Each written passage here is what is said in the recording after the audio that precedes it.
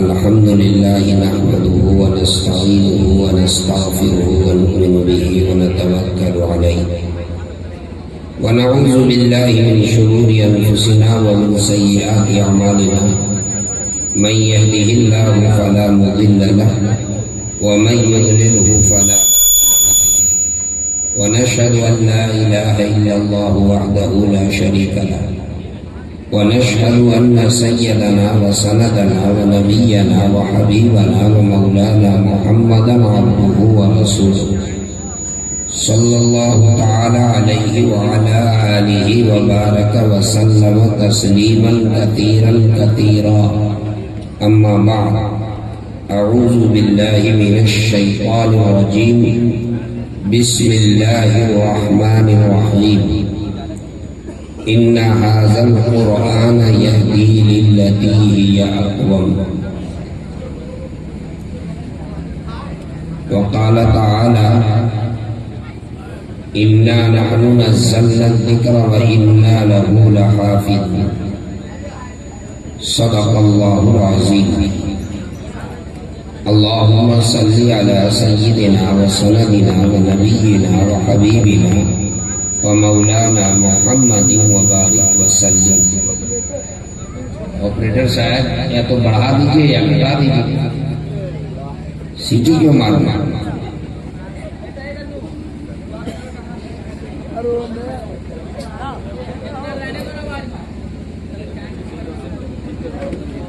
انتہائی عظیم المرتبت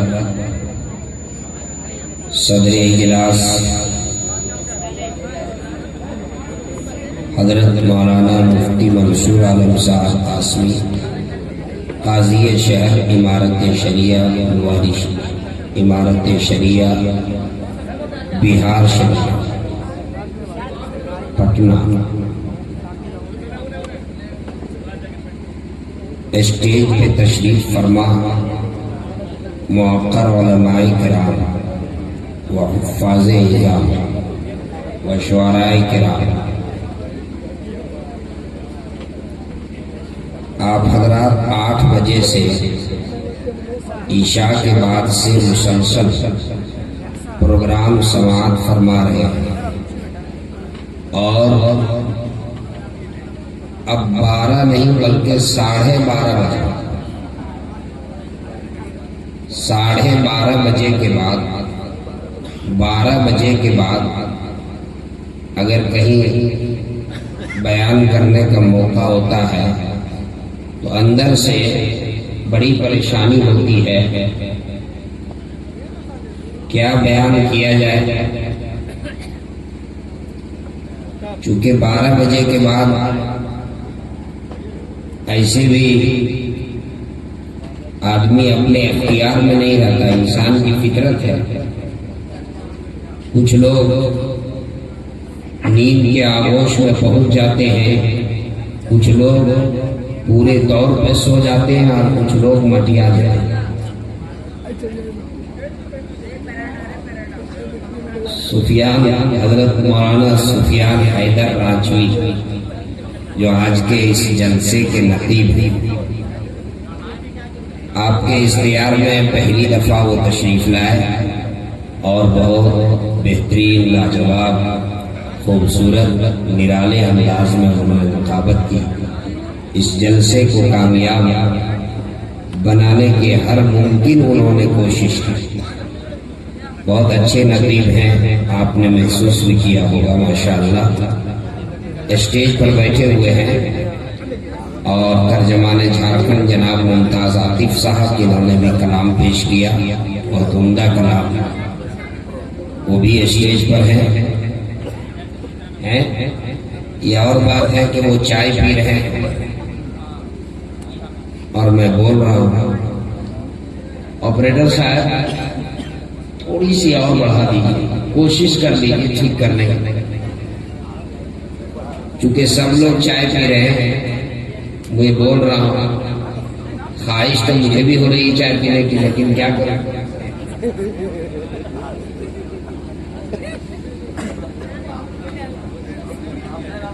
بھائی سوئے ہوئے آدمی میں اور مٹیائے ہوئے آدمی میں کیا فرق ہے وہ آپ لوگ جانتے ہیں؟ مٹیانہ سمجھتے ہیں؟ ممتاز صاحب سنا دو.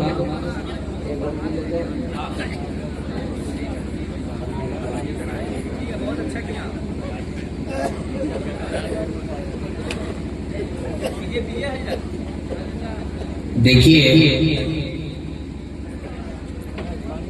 ایک ہے کہاوت کہ سوئے ہوئے کو جگانا آسان ہے، مٹیائے ہوئے کو جگانا بہت مشکل ہے.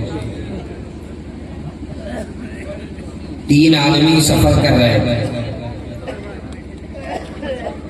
ایک یہودی تھا، دوسرا عیسائی تھا اور تیسرا مسلمان تھا. اتفاق سے کھانے کا وقت ہو گیا، تینوں کھانا کھانے کے لیے بیٹھ گئے. کھانا نکالا گیا، کھانے والے 3 اور اتفاق کی بات یہ ہے کہ کھانا ایک ہی آدمی کے بقدر تھا. کھانا کتنا تھا؟ دیکھیے مجھے امید ہے کہ 12 بجے کے بعد بھی لوگ سنیں گے، اس لیے کہ یہ پہلا جلسہ ہے جہاں 2 اسٹیج بنا ہوا، ایک ادھر اسٹیج ہے ایک ادھر اسٹیج ہے. اس لیے اگر آپ لوگ چلے بھی جائیں گے تو اسٹیج والے رہیں گے، یہ میرے نوجوان لوگ ہیں. اس لیے میں بالکل اطمینان ہوں گا صاحب. ہاں آج تو جلسہ سنیں گے، سب لوگ سنیں گے انشاءاللہ. سنیں گے نہیں؟ ہاتھ اٹھا کر کہیے انشاءاللہ.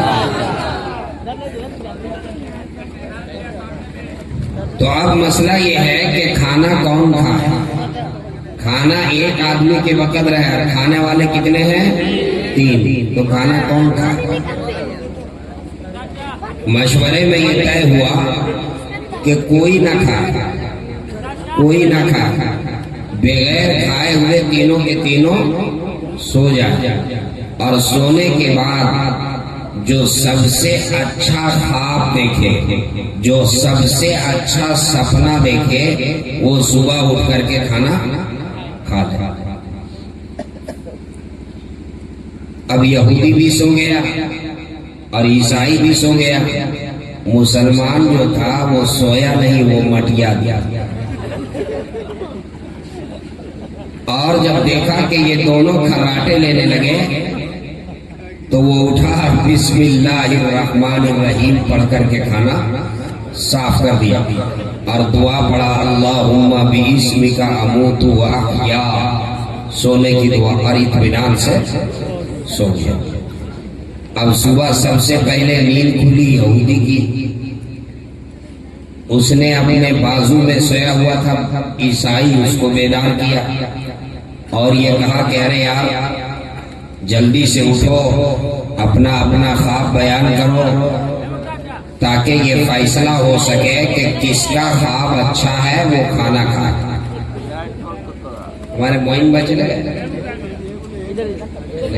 مولانا معراج صاحب، اچھا بہت قابل شخصیت ہمارے مولانا مفتی معراج صاحب جو قاری صاحب کے ہم وطن ہیں، ماشاءاللہ آج کے جلسے میں تشریف لائے ہیں. میں بہت عزیز رکھتا ہوں، نوجوان ہیں، بہت اچھی تقریر کرتے ہیں. تو بھائی پانی وانی آپ مت تقسیم کیجئے، تھوڑی دیر جو ہو گیا وہ ہو گیا، بیچ میں کچھ پانی اور چائے دیجیے گا تو میں تقریر نہیں کروں گا، سب میرے ہی باری میں ہوگا. میں بیٹھ گیا تو چائے پیجیے، بیٹھ گیا تو پانی پیجیے، اپنی مونگ پھلی لے کے آ جائیے، یہ سب نہیں ہوگا. بالکل رکھیے اب تھوڑی دیر کے لیے بغیر پانی پیے رہیے. تو وہ بسم اللہ پڑھ وہ دعا پڑھ کر کے کھانا کھا کے سو گیا. صبح اٹھا، اس نے کہا کہ جلدی اٹھو تاکہ اپنا اپنا خواب بیان ہو اور یہ فیصلہ ہو سکے کہ کس کا خواب اچھا ہے وہ کھانا کھائے. تو یہودی بھی بیدار ہو گیا اور عیسائی بھی، اور مسلمان جو تھا وہ کاہے کے لیے اٹھتا، وہ تو رات ہی کام تمام کر دیا تھا، وہ مٹیا دیا. کہا اچھا ایسا کرو، پہلے ہم ہی لوگ اپنا اپنا خواب بیان کریں، اس کے بعد اس کو اٹھائیں گے۔ تو سب سے پہلے یہودی نے اپنا خواب بیان کیا، کہا یار کیا بتاؤں، میں نے ایسا خواب دیکھا اس سے بہتر کوئی خواب ہو ہی نہیں سکتا۔ کہا بولو تو صحیح کیا دیکھا؟ کہا خواب میں نے اپنے پیغمبر حضرت موسیٰ علیہ السلام کو دیکھا، اور میرے پیغمبر حضرت موسیٰ علیہ السلام مجھے لے کر کوہ طور پر گئے۔ کوہ طور وہ مقام مقدس جہاں اللہ رب العزت کی تجلی نازل ہوئی تھی، اس مقام مقدس کی بھی زیارت ہوئی۔ بتاؤ اس سے بہتر کوئی خواب ہو سکتا ہے؟ پیغمبر کو دیکھا، مقام مقدس کا سیر کیا، اس سے اور بہتر کیا ہو سکتا ہے؟ تو عیسائی نے کہا ارے اللہ کے بندے، تم کوہ طور ہی تک پہنچے اور تم نے یہ فیصلہ کر لیا کہ سب سے بہتر خواب میرا ہی ہے، تم سے اچھا ہم دیکھا۔ کہا تم نے کیا دیکھا؟ کہا میں نے خواب میں اپنے پیغمبر حضرت عیسیٰ علیہ السلام کو دیکھا، اور ہمارے پیغمبر حضرت عیسیٰ علیہ السلام مجھ کو لے کر پہلے آسمان پر گئے، پھر دوسرے آسمان پر گئے، پھر تیسرے آسمان پر گئے، پھر چوتھے آسمان پر گئے۔ پہلے آسمان کا سیر کیا، دوسرے آسمان کا سیر کیا، تیسرے آسمان کا سیر کیا، چوتھے آسمان کا سیر کیا۔ تم تو کوہ طور ہی تک رہ گئے، بتاؤ تمہارا خواب اچھا ہے کہ میرا خواب اچھا ہے؟ کہا یہ فیصلہ تو بعد میں ہوگا، پہلے اس کو بھی اٹھاؤ، اس سے بھی پوچھ لو کہ اس نے کیا دیکھا۔ اس کو جگانے لگے تو کچھ دیر تک وہ مٹیائے رہا۔ کہا بھائی اٹھو تم بھی اپنا خواب بیان کرو۔ تو اس نے کہا ارے اللہ کے بندے، میں نے ایسا خواب دیکھا جو بیان کرنے کے لائق ہی نہیں، میں نے ایسا خواب دیکھا جو بیان کرنے کے لائق ہی نہیں۔ کہا کیا دیکھا بولو تو صحیح۔ کہا کیا بتائیں یار، جب میں سو گیا اور پورے طور پہ نیند کے آغوش میں پہنچ گیا تو میرے پاس دو فرشتے آئے، ایک سرہانے کے جانب اور ایک پاؤں کے جانب۔ دونوں کی نگاہیں سرخ تھی، دونوں کے ہاتھ میں کوڑا تھا، دونوں کے ہاتھ میں کوڑا تھا، دونوں کی نگاہیں سرخ تھی۔ دونوں نے سخت لہجے میں مجھ سے بات کیا، مجھ کو جگایا اور جگا کر یوں کہا ارے بیوقوف کم بخت مردود، اللہ کی نعمت رکھی ہوئی ہے اور بغیر کھائے ہوئے سو رہے ہو، اٹھو مردود پہلے کھانا کھا، پہلے کھانا کھا۔ اب مرتا کیا نہیں کرتا، دونوں کے ہاتھ میں کوڑا بھی تو تھا، گرش تھا دونوں کے ہاتھ میں، مرتا کیا نہ کرتا، مجبوری میں اٹھ کے ہم رات میں کھانا۔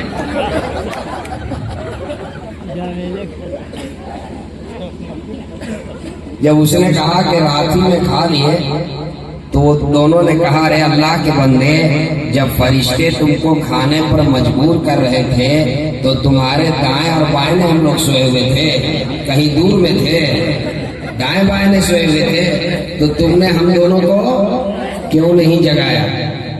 تو اس نے کہا ارے اللہ کے بندے، جب فرشتے ہمیں مجبور کر رہے تھے تو ہم نے اتنے زور سے شور مچایا کہ میرے شور کی آواز قبرستان کے مردوں نے بھی سنی ہوگی، لیکن تم میں سے کوہ طور پہ تھا اور دوسرا چوتھے آسمان پر۔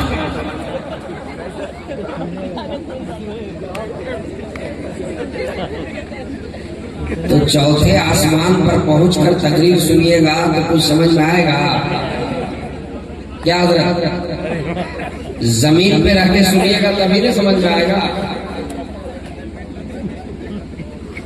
ماشاءاللہ سب زمیندار لوگ اور زمین پر رہ کر انشاءاللہ سنیں گے انشاءاللہ، اور جو باتیں کہی جائے گی اس پہ عمل بھی کریں گے انشاءاللہ۔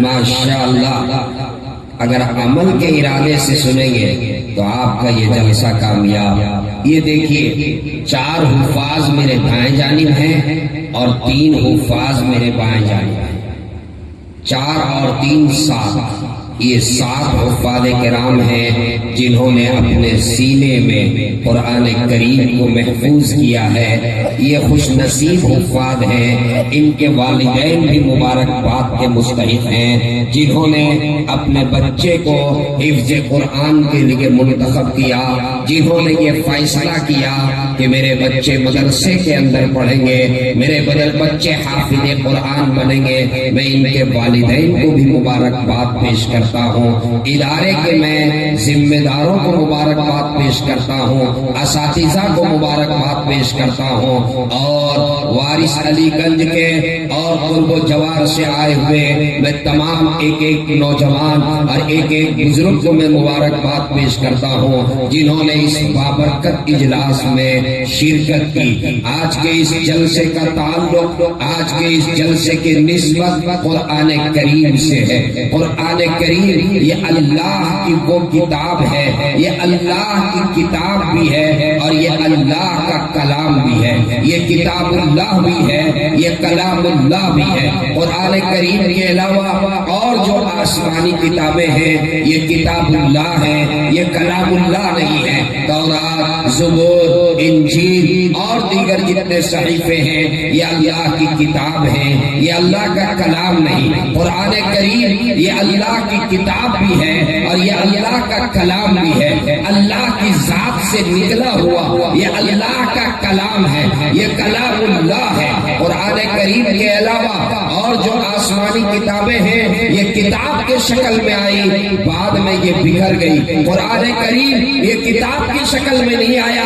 یہ بکھر کر آیا۔ کبھی ایک سورت آئی، کبھی سورت کا ایک حصہ آیا، کبھی سورت کی ایک آیت آئی، کبھی 2 آیتیں، کبھی 3 آیتیں، یہ بکھر کر کے آئی، لیکن ایسا یہ جڑا اب قیامت تو آ سکتی ہے، یہ بکھر نہیں سکتا۔ مجھے یاد آیا یورپ میں ایک ویلفیئر سوسائٹی ہے، انہوں نے ایک موقع پر ایک بین المذاہب کانفرنس منعقد کیا۔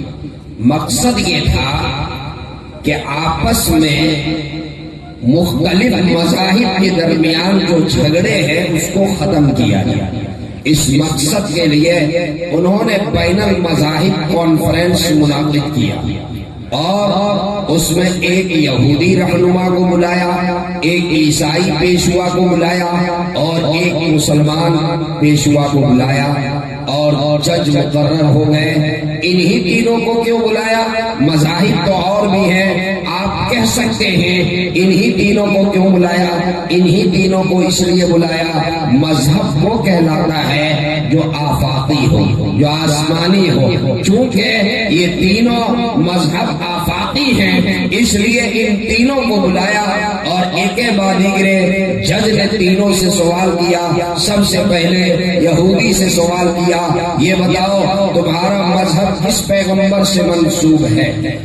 عیسائی سے بھی یہی سوال کیا، مسلمان سے بھی یہی سوال کیا۔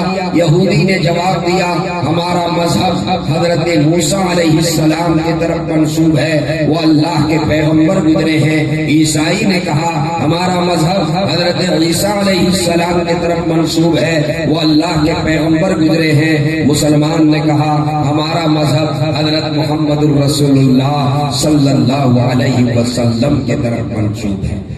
جج نے پوچھا یہ بتاؤ ابھی کس کا دور چل رہا ہے؟ ابھی کس کا دور چل رہا ہے؟ یہودی نے کہا ہمارا دور ہے، عیسائی نے کہا ہمارا دور ہے، مسلمان نے کہا جی نہیں ہمارا دور ہے۔ جج نے کہا کہ سنو، دعویٰ بغیر دلیل کے نہیں، دعویٰ تو تینوں کا ہے کہ ہمارا دور ہے، لیکن وہی دعویٰ قابل قبول جس کے پاس دلیل ہوگی۔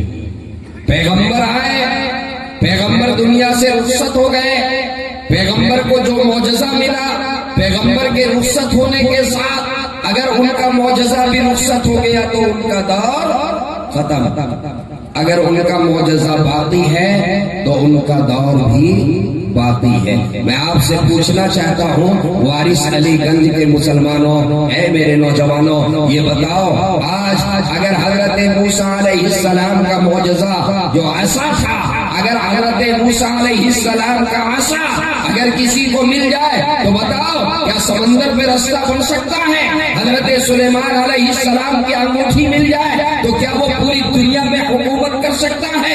ہوا کے دوش پہ وہ سفر کر سکتا ہے؟ حضرت موسیٰ علیہ السلام کے عصا سے سمندر میں اب رستہ نہیں بن سکتا۔ حضرت سلیمان علیہ السلام کی انگوٹھی مل جائے تو اب اس کی حکومت پوری دنیا میں قائم نہیں ہو سکتی۔ یہودی بھی خاموش، عیسائی بھی خاموش، مسلمان اس نے قرآن کریم کو ہاتھ میں لیا، سینے سے لگایا، قرآن کو ہاتھ میں یوں اٹھایا اور کہا کہ جج صاحب سنیے، یہ میرے آقا کا وہ معجزہ ہے جو کل بھی معجزہ تھا، جو آج بھی معجزہ ہے، جو کل بھی اثر رکھتا تھا، جو آج بھی اثر رکھتا ہے، جو کل بھی تاثیر رکھتا تھا، جو آج بھی تاثیر رکھتا ہے، جو کل بھی دلوں کو بدلتا تھا، جو آج بھی دلوں کو بدلتا ہے، جو کل بھی دلوں کو سنوارتا تھا، جو آج بھی دلوں کو سنوارتا ہے، جو کل بھی دلوں کو نکالتا تھا، جو آج بھی دلوں کو نکالتا ہے، جس کے پڑھنے والے کل بھی لاکھوں تھے، جس کے پڑھنے والے آج بھی لاکھوں ہیں، جن کے حفاظ کل بھی لاکھوں تھے، جن کے حفاظ آج بھی لاکھوں ہیں، جس کتاب کی حفاظت کل بھی ہو رہی تھی، جس کتاب کی حفاظت آج بھی ہو رہی ہے، جو کل بھی معجزہ تھا، جو آج بھی معجزہ ہے، عرش قیامت تک یہ معجزہ ہے۔ آج کے اس جلسے کی نسبت اسی کلام مقدس سے، آج کے اس جلسے کی نسبت اسی کلام مقدس سے۔ یہ وہ حفاظ ہیں جنہوں نے اپنے سینے میں قرآن کریم کو محفوظ کر لیا۔ میرے دوستو آئیے تھوڑی سی اور میں عظمت قرآن ہی پہ گفتگو کر لوں۔ جلسے کا عنوان بھی ہے، جلسے کی مناسبت بھی ہے، اور یہ حفاظ بھی تشریف فرما ہے۔ ان حفاظ کرام کی نسبت سے میں تھوڑی سی اسی عنوان کو اور میں تھوڑا سا پھیلا کے آپ کے سامنے بیان کروں۔ جتنے اللہ کے پیغمبر اس دنیا میں تشریف لائے، اللہ نے اپنے پیغمبروں کو دعوی نبوت کی تصدیق کے لیے معجزہ عطا فرمایا۔ معجزہ کیسا عطا فرمایا؟ وہ پیغمبر جس زمانے میں تشریف لائے اس زمانے کے تقاضے کا لحاظ سے اللہ نے معجزہ عطا فرمایا۔ جیسے اللہ کے پیغمبر حضرت موسیٰ علیہ السلام جس وقت تشریف لائے اس وقت جو ہے جادوگری کا زمانہ تھا۔ جادوگر جادوگری دکھلایا کرتے تھے، مدرسوں کے اندر جادوگری سکھلائی جاتی تھی، جادوگر اپنا کرتب دکھلایا کرتے تھے۔ یہ وہ زمانہ تھا، یہ وہ دور تھا۔ اللہ رب العزت نے اپنے پیغمبر حضرت موسیٰ علیہ السلام کو ایسا معجزہ عنایت فرمایا کہ اس زمانے کے تمام جادوگر حیران رہ گئے۔ ایک طرف فرعون ہے، فرعون کا تخت لگا ہوا ہے، فرعون اپنے تخت کے اوپر بیٹھا ہے، براجمان ہے۔ ایک طرف فرعون ہے، ایک طرف اس کے لشکر ہے، ایک طرف اس کی رعایا ہے، ایک طرف فرعون کا بلایا ہوا وہ تمام جادوگر ہے، اور ہزاروں اونٹ پر لاد کر کے جو رسیاں لائی گئی تھی وہ تمام رسیاں ہیں، وہ تمام اونٹ ہیں، وہ تمام رعایا ہیں، وہ تمام لشکر ہیں۔ فرعون اپنے تخت پر بیٹھا ہوا ہے۔ فرعون کے حکم سے جب جادوگروں نے وہ رسیاں جو اونٹ پر لاد کر لائی گئی تھی وہ رسیاں جب زمین پر ڈال دی تو وہ رسیاں سانپ کی شکل بن اختیار کر لی، وہ رسیاں سانپ بن گئے، وہ رسیاں سانپ دکھنے لگی۔ اللہ کا کلیم ایک طرف، اللہ کا کلیم ایک طرف، اور ان کے بھائی حضرت ہارون علیہ السلام ایک طرف ہیں۔ اللہ کے کلیم نے جب یہ دیکھا کہ وہ ساری رسیاں سانپ کی شکل اختیار کر گئی، اللہ کے کلیم حضرت موسیٰ علیہ السلام پریشان ہوئے، اے اللہ یہ رسیاں بھی سانپ کی شکل اختیار کر گئی، اب میں اپنی عصا ڈالوں گا وہ بھی سانپ بنے گا۔ اے اللہ معجزے میں فرق کیسے سمجھ میں آیا؟ جادو اور معجزے میں فرق کیسے سمجھ میں آیا؟ اللہ نے فرمایا اے میرے کلیم گھبرانے کی ضرورت نہیں ہے، اے میرے کلیم آپ اپنی عصا ڈالیے، ابھی جادو اور معجزے میں فرق سمجھ میں آ جائے گا۔ حضرت موسیٰ علیہ السلام اپنی عصا ڈالتے ہیں، جو ہی حضرت موسیٰ علیہ السلام زمین پر اپنی لاٹھی ڈالتے ہیں، وہ عصا جو ہے وہ اژدہے کی شکل اختیار کرتا ہے۔ قرآن کریم پڑھیے، جو ہی اللہ کے کلیم حضرت موسیٰ علیہ السلام نے اپنی عصا زمین پر ڈالی، وہ اژدہا بنا، اور اس نے ایک ہی نوالے میں وہ تمام رسیاں جو سانپ کی شکل اختیار کی تھی، ایک نوالے میں سب کو نگل دیا، ایک نوالے میں سب کو نگل دیا۔ فَإِذَا هِيَ تَلْقَفُ، ایک نوالے میں سب کو نگل دیا۔ وہ جادوگر سب کے سب کو جادوگر سجدے میں پڑ گئے۔ ساری دنیا کے جادوگر جو اس زمانے میں موجود تھے، وہ جادوگر ایک طرف اور اللہ کے کریم حضرت موسیٰ علیہ السلام کا معجزہ ایک طرف۔ اللہ نے ایسا معجزہ عنایت فرمایا کہ سارے جادوگر حیران رہ گئے۔ حضرت عیسیٰ علیہ السلام کا دور آیا۔ حضرت عیسیٰ علیہ السلام کے دور میں حکمت کا دور تھا۔ بڑے بڑے حکما اور بڑے بڑے اطباء اور بڑے بڑے ڈاکٹر اس زمانے میں ہوا کرتے تھے۔ اللہ نے حضرت عیسیٰ علیہ السلام کو ایسا معجزہ مرحمت فرمایا کہ اس زمانے کے تمام ڈاکٹر اور اس زمانے کے تمام اطباء حیران رہ گئے۔ مادر زاد نابینا، جو پیدائشی نابینا، اللہ نے اپنے پیغمبر حضرت عیسیٰ علیہ السلام کو ایسا معجزہ دیا، پیدائشی نابینا کے آنکھ میں چہرے پر ہاتھ پھیر دے تو اللہ اسے بینائی عطا فرمائے۔ ہے کوئی ڈاکٹر پیدائشی نابینا کو بینا کر دے، اس کی روشنی واپس کر دے؟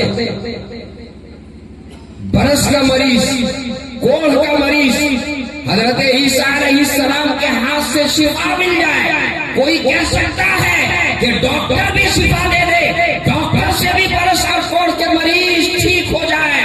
لیکن سنیے، اللہ نے اپنے پیغمبر کو وہ معجزہ دیا کہ ساری دنیا کے ڈاکٹر مل کر کے اور اس کا جواب نہیں دے سکتے۔ اللہ نے قرآن کریم میں بھی اس کو بیان فرمایا، وَأُحْيِي الْمَوْتَى، حضرت عیسیٰ علیہ السلام اللہ کے حکم سے مردوں کو زندہ کر دیتے، اللہ کے حکم سے مردوں کو زندہ کر دیتے تھے۔ اللہ، ساری دنیا کے ڈاکٹر مل جائے، بتائیے وہ مردوں کو زندہ کر سکتے ہیں؟ اللہ نے ایسا معجزہ دیا، ساری دنیا کے ڈاکٹر اور ساری دنیا کے اطباء اور ساری دنیا کے حکما حیران رہ گئے۔ اب باری آئی میرے آقا کی، اب باری آئی میرے آقا کی، میرے آقا شان والے پیغمبر، تخت و جمال والے پیغمبر، بخت و اقبال والے پیغمبر، تخت و تاج والے پیغمبر، میرا پیغمبر، خاتم النبیین پیغمبر، رحمت للعالمین پیغمبر، شفیع المذنبین پیغمبر، راحت للعاشقین پیغمبر، میرا پیغمبر، طٰہٰ و یاسین پیغمبر، امام الانبیاء، ہادی شمول، دو جہاں کے سردار پیارے آقا صلی اللہ علیہ وسلم کی باری آئی۔ اس وقت کس چیز کا دور تھا؟ فصاحت و بلاغت کا دور تھا، فصاحت و بلاغت کا دور تھا۔ عرب اپنے سامنے پوری دنیا کو عجم کہتے تھے، عجم کے معنی گونگا۔ عرب اپنے سامنے پوری دنیا کو گونگا تصور کرتے تھے، اور زبان میں وہ طاقت تھی، اللہ اللہ کیا زبان کے اندر وسعت تھی، زبان کی وسعت۔ علماء اسٹیج پر بیٹھے ہوئے ہیں، علماء توجہ فرمائے، زبان کی وسعت دیکھیے، زبان کی وسعت دیکھیے۔ جنگل کے درندے شیر کے لیے، جنگل کے درندے شیر کے لیے 500 نام، جنگل کے درندہ شیر کے لیے 500 نام، سر کے بال کا الگ نام، پلکوں کے بال کا ابرو کے بال کا الگ نام، لبوں کے بال کا الگ نام، داڑھی کے بال کا الگ نام، انسان کے جسم کے بال کا الگ نام، جانور کے بال کا الگ نام، اونٹ کے بال کا الگ نام، دمبے کے بال کا الگ نام، بکرے کے بال کا الگ نام. اٹھائیے لسان اللہ، پڑھیے لسان اللہ. دکھ، درد، تکلیف، غم، اس کے لیے 4000 نام. فصاحت و بلاغت اور زبان کی وسعت اور زبان کی طاقت. 12:30 بجے کے بعد 1 بجے رات، جب رات کے 1 بج رہے ہو اس وقت اس کو سمجھانا آسان نہیں ہے، لیکن آپ کی جو توجہ ہے، آپ کی توجہ کی وجہ سے میں اسے چھیڑتا ہوں. اور سنیے، زبان کی طاقت اور زبان فصاحت و بلاغت اور زبان کی وسعت اور زبان کی طاقت دیکھیے. 2 قوم میں جھگڑا ہو گیا. غور سے سنیے، وارث علی گنج کے لوگوں، یہ حفاظ بیٹھے ہوئے ہیں، 4 ادھر ہیں، 3 ادھر ہیں، اور ہم سب کے سروں کے تاج آج کے اس ادارے کے ذمہ دار ناظم اعلیٰ حضرت قاری عثمان غنی دامت برکاتہ العالیہ. انہوں نے مجھے پہاڑیا میں جب یہ رہتے تھے 2 مرتبہ انہوں نے مجھے وہاں بلایا. میں نے ان کے 3 مرتبہ میں نے ان کے حسن انتظام کو وہاں پر دیکھا تھا. انہوں نے اس ادارے کو جو ترقی دی تھی اپنے دور نظامت میں ناچیز میں اپنی نگاہوں سے اس کو دیکھا. ان کے سلیقے کو، کام کرنے کے انداز کو، ان کے اخلاص کو، ان کی محنت کو میں نے اپنی نگاہوں سے دیکھا ہے. اس وقت دارالعلوم دیوبند کے نائب محتمیم، بہت بڑی شخصیت ہمارے استاد حضرت قاری عثمان صاحب نور اللہ مرقدہ کو حضرت قاری صاحب نے اپنے اس اجلاس میں بلایا تھا، اور قاری صاحب وہاں تشریف لائے تھے. اور ان کی کتاب جو تجوید کی کتاب جس کا بھی یہ ذکر کر رہے تھے، اس کتاب کا اجرا انہوں نے کروایا تھا. جی، یہ شخصیت یہاں بیٹھے ہوئے، ان کی موجودگی میں بتانا چاہتا ہوں. سنیے، 2 قوم میں جھگڑا ہوا. دونوں بادشاہ کے دربار میں فیصلہ کرانے کے لیے آئے. دونوں کے طرف سے وکیل. ابھی ہم لوگ کو جھگڑا ہو جائے تو کورٹ پہنچتے کہ نہیں، تو اپنا وکیل لے کر جاتے ہیں، ویسے جاتے ہیں وکیل. 2 قوم ہیں، آپس میں جھگڑا ہوا ہے، دونوں کے طرف سے وکیل. ایک طرف سے جو وکیل گیا تھا اس وکیل کا نام تھا حارث بن ہلزا. کیا نام تھا؟ حارث بن ہلزا.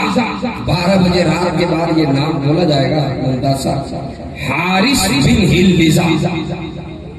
بادشاہ نے دیکھا ان کے چہرے پر سفیدی کا رنگ، یہ برس کا مریض تھا. بادشاہ نے کہا کہ سنو، مجھے اس کے چہرے کو دیکھ کر کے متنی آتی ہے، میری طبیعت کے اندر جو ہے میری طبیعت بگڑنے کا خطرہ ہے، مجھے متنی آ رہی ہے، کہیں میری طبیعت بگڑ نہ جائے. ٹھیک ہے، یہ تمہارا وکیل ہے، یہ تمہارے کیس کی پیروی کرے گا، تمہارے مقدمے کی پیروی کرے گا، لیکن میرے سامنے کھڑا ہو کر کے نہیں کرے گا. سامنے پہلے چادر ڈال دو، پردہ کرو، اور یہ پردے کے پیچھے سے پیروی کرے گا، پردے کے پیچھے سے وکالت کرے گا. حارث بن ہلزا کہتے ہیں کہ ابھی میں نے مقدمے کی پیروی شروع نہیں کی، جس بادشاہ کو میرا چہرہ دیکھنا پسند نہیں ہے وہ میرے حق میں فیصلہ کرے گا. میرا چہرہ پسند نہیں ہے، وہ میرے حق میں فیصلہ کیا کرے گا؟ لیکن اس کے پاس زبان کی قوت تھی، اس کے پاس زبان کی طاقت تھی، اس کے پاس فصاحت و بلاغت کی طاقت تھی. اس نے اپنے دل میں کہا، اے حارث، آج تمہارے پاس تمہاری زبان کی طاقت ہے، فصاحت و بلاغت کی طاقت ہے، آج تمہیں اپنی زبان کی طاقت منوانی ہے. حارث بن ہلزا پردے کے پیچھے سے مقدمے کی پیروی شروع کرتا ہے، مقدمے کی پیروی شروع کرتا ہے، اور اشعار میں وہ مقدمے کی پیروی عربی میں اشعار میں کرتا ہے. 1-2 شعر نہیں ممتاز صاحب، 10 شعر، 20 شعر،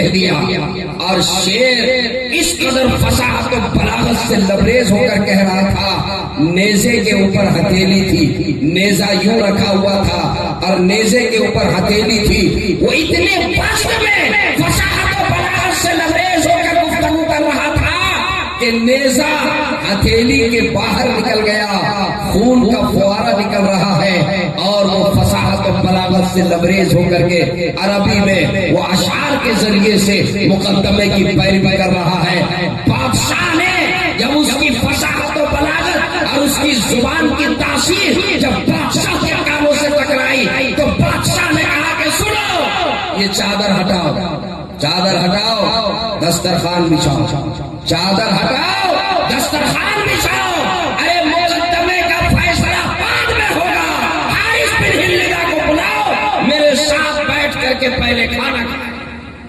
میرے ساتھ بیٹھ کر کے پہلے کھانا کھائے۔ ابھی 2 منٹ پہلے چہرے کو دیکھنے سے طبیعت بگڑ رہی تھی، 2 منٹ پہلے طبیعت بگڑنے کا خطرہ محسوس ہو رہا تھا، چہرہ دیکھنے سے پردہ کرو، پردے کے نیچے سے گفتگو کریں، لیکن جب زبان کی طاقت اور زبان فصاحت و بلاغت کی طاقت سے اس نے گفتگو کیا تو اب کہنے لگا کہ نہیں نہیں، پردے کے پیچھے نہیں، میرے ساتھ بیٹھ کر کے پہلے کھانا۔ اسے کہتے ہیں زبان کی طاقت، اسے کہتے ہیں طاقت۔ یہ وہ دور تھا فصاحت و بلاغت کی طوطی بولتی تھی، اس دور میں میرے آقا تشریف لائے، میرے آقا تشریف لائے، اور میرے آقا پر قرآن کریم جیسا معجزہ، لازوال معجزہ، قرآن کریم جیسی کتاب جب میرے آقا پر نازل ہوئی، قرآن کریم نازل ہوا، قرآن نے کہا الف لام میم، کبھی کہا الف لام میم، کہیں کہا الف لام را، کہیں کہا کاف ہا یا عین صاد ذکر رحمت ربک عبدہ زکریا، کہیں کہا طٰہٰ ما انزلنا علیک القرآن لتشقیٰ، کہیں کہا یاسین والقرآن الحکیم۔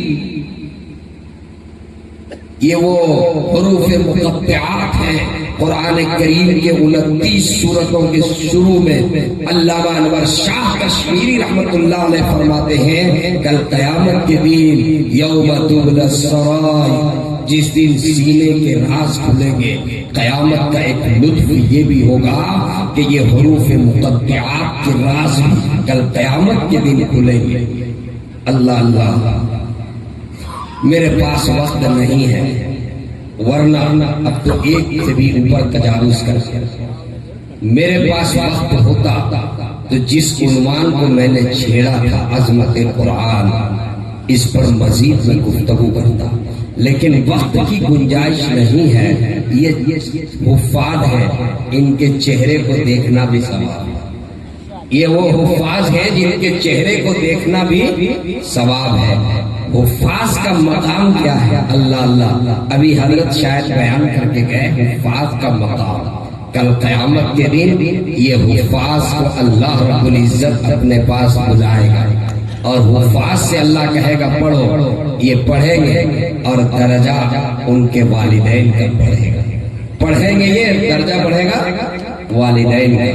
اور سنیے، حدیث میں ہے اللہ رب العزت، حدیث میں یہ موجود ہے کہ یہ حفاظ ان کے جسم کو قبر کی مٹی چھو نہیں سکتے، ان کے جسم کو قبر کی مٹی کھا نہیں سکتے، اور کبھی کبھی دنیا میں بھی اس کا معائنہ ہو جاتا ہے، اللہ دکھا دیتا ہے، نگاہوں سے آپ دیکھ لیجیے، یہ آپ کا بہار ہے، بہار ہی کا وہ حافظ بادشاہ بہار کے رہنے والے تھے، 34 سال ان کے انتقال کے گزر گئے تھے۔ یہ وہ حافظ بادشاہ، ایک روز ان کو ایسا قرآن یاد تھا، ایک روز انہوں نے اپنے بیٹے سے پوچھ لیا، بیٹا یہ بتاؤ تم کو قرآن کیسا ہے؟ کتنا یاد ہے، کیسے یاد ہے؟ تو بیٹے نے کہا کہ ابا جس طریقے سے سورہ فاتحہ یاد ہے اسی طریقے سے مجھے پورا قرآن یاد ہے، سورہ فاتحہ کی طرح پورا قرآن یاد ہے۔ جب بیٹے نے یہ کہا تو باپ سے پوچھا ابا آپ کو کیسا یاد ہے؟ تو باپ نے کہا کہ بیٹا جیسے بسم اللہ یاد ہے اس طرح مجھے پورا قرآن یاد ہے، بسم اللہ جیسے اس طرح سے پورا قرآن یاد ہے۔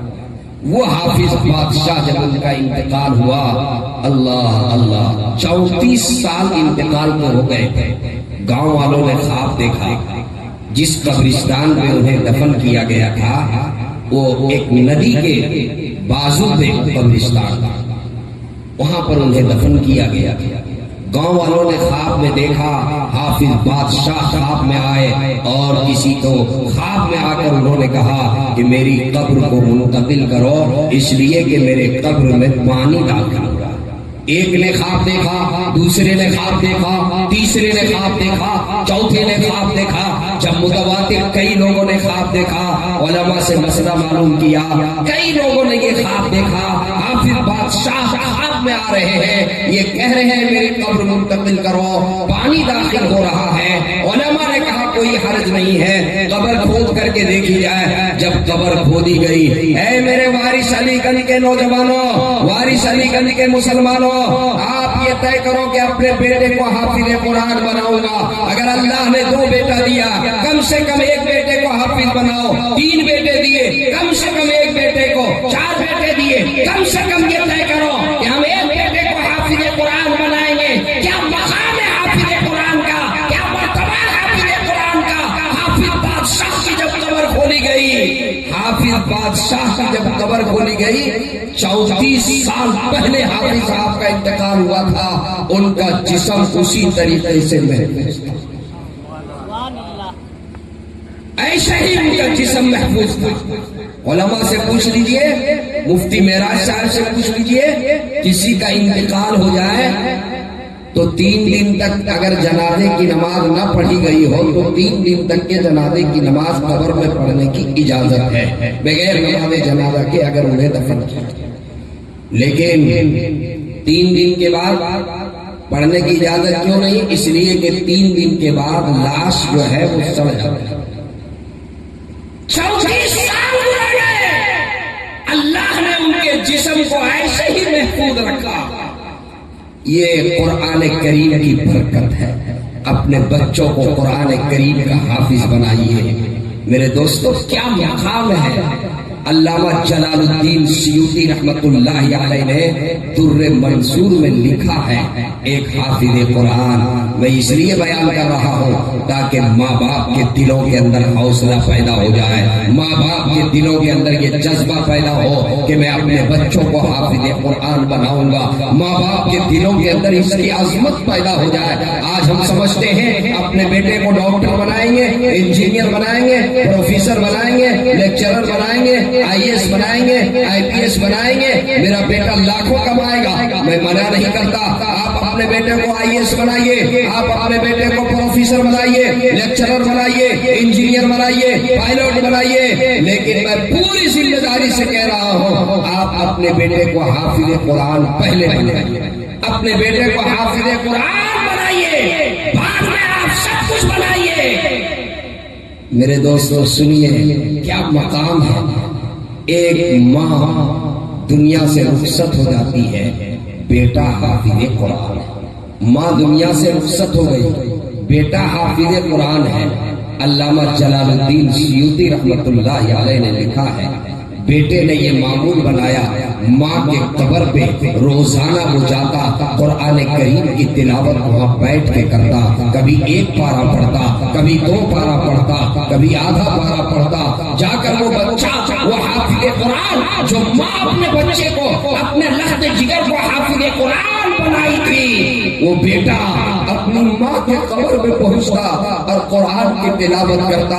ایک روز ماں اپنے لحد جگر کے خواب میں آتی ہے، آ کر یہ کہتی ہے اے میرے لحد جگر، اے میرے نور نظر، اے میرے جگر کے ٹکڑے، جب تم میرے قبر میں آتے ہو اور قرآن کی تلاوت کرتے ہو، اے میرے لحد جگر جب میرے قبر پہ تم آیا کرو تو آتے ہی فوراً قرآن کی تلاوت شروع مت کرو، تھوڑا ٹھہر کر، تھوڑا رک کر پڑھنا شروع کرو۔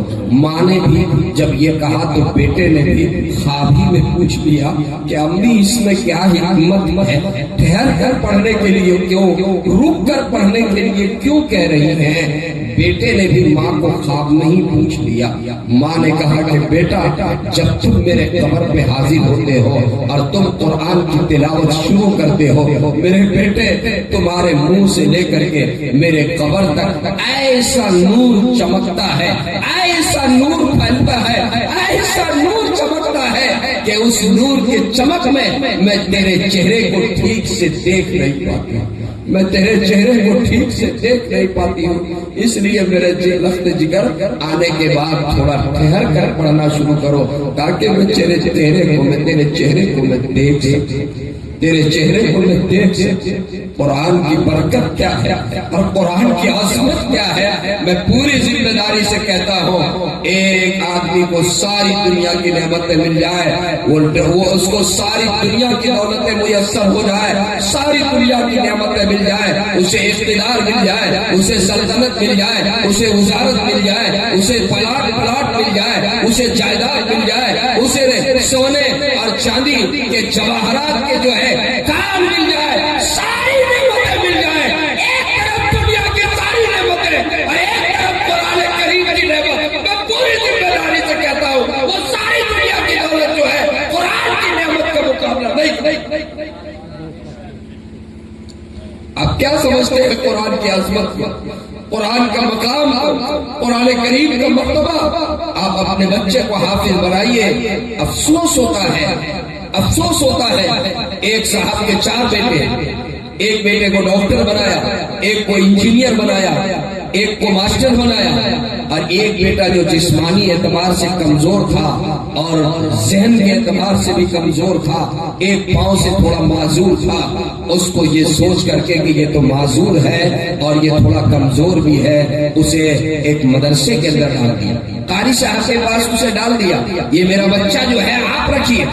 باپ نے یہ سوچ کر فیصلہ کیا تھا یہ کمزور ہے، اس لیے اس کو ڈال دو، اسے مدرسے کے اندر پڑھے۔ وہ بچہ حافظ قرآن بنا، وہ بچہ عالم دین بنا۔ جب اس باپ کا انتقال ہوا، جنازے میں سب قطار لگ چکی ہے، سب بندی ہو چکی ہے، ہزاروں کا مجمع ہے، وہ ماسٹر بیٹا بھی آگے ہے، وہ انجینئر بیٹا بھی ہے، اور وہ ڈاکٹر بیٹا بھی آگے ہے، لیکن سب منتظر ہے کہ جنازے کی نماز کون پڑھائے گا؟ آیا ان کے باپ کے جنازے کی نماز ماسٹر صاحب پڑھائیں گے، ڈاکٹر صاحب پڑھائیں گے، انجینئر صاحب پڑھائیں گے؟ جی نہیں، ارے وہ بیٹا جس کو جو جسمانی اعتبار سے کمزور تھا، ذہن کے اعتبار سے کمزور تھا، جسے کمزور سمجھ کر کے مدرسے میں ڈالا تھا، وہ پیچھے سب کو چیرتا ہوا آگے بڑھتا ہے۔ یہ بیٹا اپنے باپ کے جنازے کی نماز پڑھائے گا، یہ بیٹا اپنے باپ کے جنازے کی نماز پڑھائے گا۔ میرے دوستو، دنیا کی ساری نعمتیں ایک طرف، آپ نے اپنے بچے کو حافظ قرآن بنایا، آپ نے اپنے بچے کو عالم دین بنایا، وہ عالم دین اللہ کے پیغمبر کا وارث ہے، وہ وارث اولیاء، آپ نے وارث اولیاء بنایا ہے۔ دنیا میں بھی ان کا مقام ہے، آخرت میں بھی ان کا مقام ہے، قبر میں بھی ان کا مقام ہے۔ اللہ آخرت میں بھی جو سب سے پکی سند کی روایت ہے، جو سب سے پکی سند کی روایت ہے، وہ یہ ہے کہ ایک حافظ قرآن 10 ایسے لوگوں پر جن کے لیے جہنم کا فیصلہ ہو چکا ہے، ایسے 10 لوگوں کے لیے جنت کا حافظ قرآن کی سفارش پر اللہ اس کے لیے جنت کا فیصلہ بدل دے گا، اللہ اس کو جنت میں داخل کرے گا۔ کیا مقام ہے حافظ قرآن کا، کیا مرتبہ ہے حافظ قرآن کا، کیا شان ہے حافظ قرآن کا۔ میرے پاس اگر وقت ہوتا تو میں مزید مزید تفصیل کے ساتھ آپ کے سامنے میں گفتگو کرتا، لیکن وقت میں اس کی گنجائش نہیں ہے۔ حضرت قاری عثمان صاحب دامت برکاتہم بڑی نیک اور بڑے محسن ہمارے ہیں، میں انہیں بہت قدر کی نگاہ سے دیکھتا ہوں۔ انہوں نے آج کے اس جلسے کے لیے جب مجھے فون کیا تو میں نے ان کی دعوت پر مجھے پہاڑیا کی بات یاد آ گئی۔ قاری صاحب وہاں بلایا کرتے تھے، اب تو وہاں سے یہ وارث علی گنج چلے آئے، لیکن میں اس وقت بہت مصروف تھا۔ ہم بھی اپنا ایک مدرسہ چلاتے ہیں، ہمیں بھی اپنی مصروفیت، ابھی 8 تاریخ کو ہمارے مدرسے کی ڈھلائی ہونی ہے، اس سلسلے میں ذہنی اعتبار سے خود میں بہت مصروف تھا، لیکن قاری صاحب کی دعوت، ان کے مخلصانہ دعوت پر میں نے وعدہ کر لیا تھا۔ میں کہا انشاءاللہ قاری صاحب میں ضرور آپ کی دعوت پر حاضر ہوں گا۔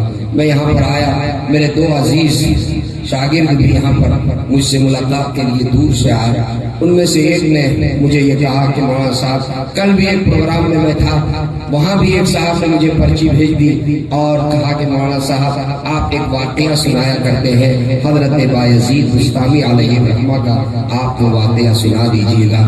کل میں نے یہ کہہ کر معذرت کر لی، وقت کل بھی زیادہ ہو گیا تھا، آج بھی اگرچہ وقت زیادہ ہو گیا ہے، لیکن ابھی میں اسٹیج آتے ہوئے مجھے راستے میں ایک صاحب نے کہا، میں تو ان کو نہیں پہچانتا ہوں، آج کل سوشل میڈیا کا دور ہے، میری ایک تقریر نہیں کئی تقریروں میں یوٹیوب کے اندر واقعہ موجود ہے، میں نے اپنے اکابرین سے سنا، اس کو میں بیان کرتا ہوں، اس میں کوئی میرا کمال نہیں ہے، لیکن کبھی کبھی اس نیت سے بیان کر دیتا ہوں تاکہ دلوں پر اثر کر جائے۔ ہو سکتا ہے اس پورے مجمع میں کسی ایک کو یہ بات لگ جائے اور وہ یہ طے کر لے کہ ہم اپنے بچے کو حافظ قرآن بناؤں گا۔ وہ واقعہ اگرچہ 10 سے 15 منٹ میں بیان ہوتا ہے، لیکن میں کوشش کروں گا کہ صرف 5 منٹ کے اندر میں اس کو بیان کر کے آپ سے ایک اپیل کر دوں اور پھر میں آپ سے رخصت ہو جاؤں۔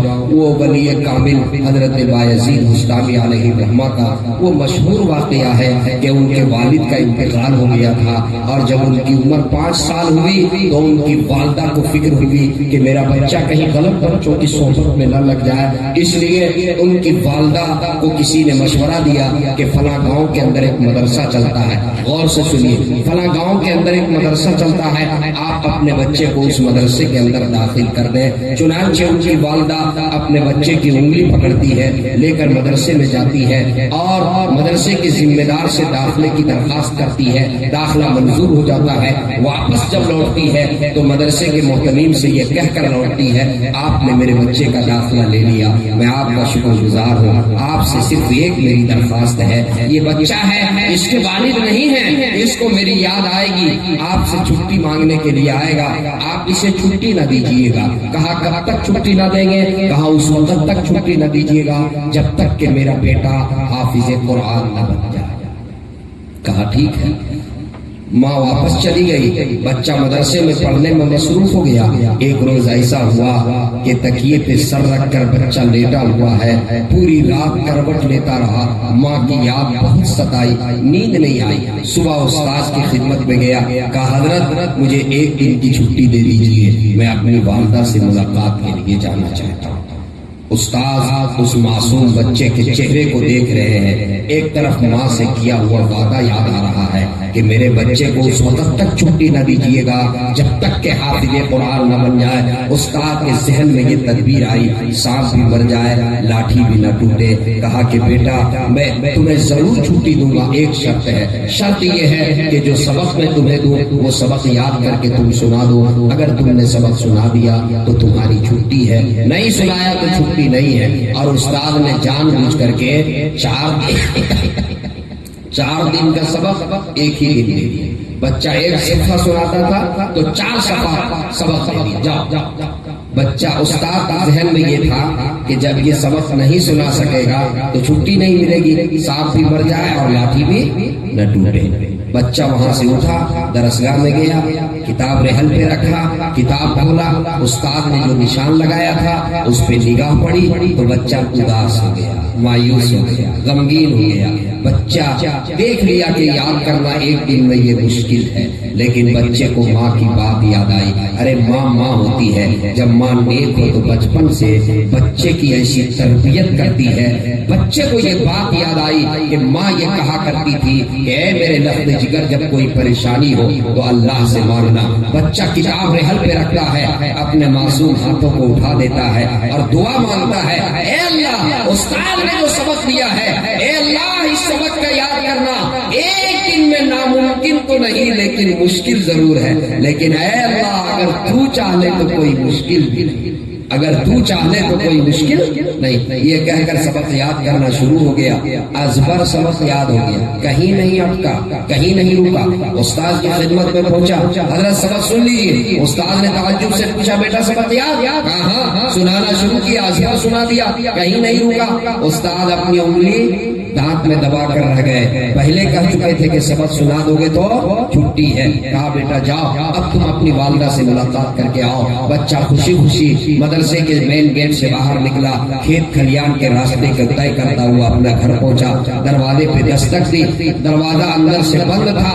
آواز آئی, کون؟ کہا امی جان آپ کا بیٹا بایزید, آپ کا لخت جگر بایزید. اندر سے جواب ملا, کون بایزید؟ میرا بایزید اس وقت میرے گھر آئے گا جب حافظ قرآن بن جائے گا, ابھی آنے والا میرا بایزید نہیں ہو سکتا. بچہ گھنٹوں دروازے پہ کھڑا رہا, روتا رہا, سسکتا رہا. ماں کی نظر محبت پانے کے لیے بچہ ترستا رہا, لیکن ماں نے یہ کہہ کر دروازہ کھولنے سے انکار کیا, نہیں میرا بیٹا اس وقت میرے گھر آئے گا جب حافظ قرآن بن جائے گا. بچہ سمجھ گیا ماں نہیں چاہتی کہ میرا دھیان تعلیم سے تقسیم ہو. بغیر ماں سے ملے ہوئے بوجھل قدموں کے ساتھ بچہ واپس مدرسے میں آیا.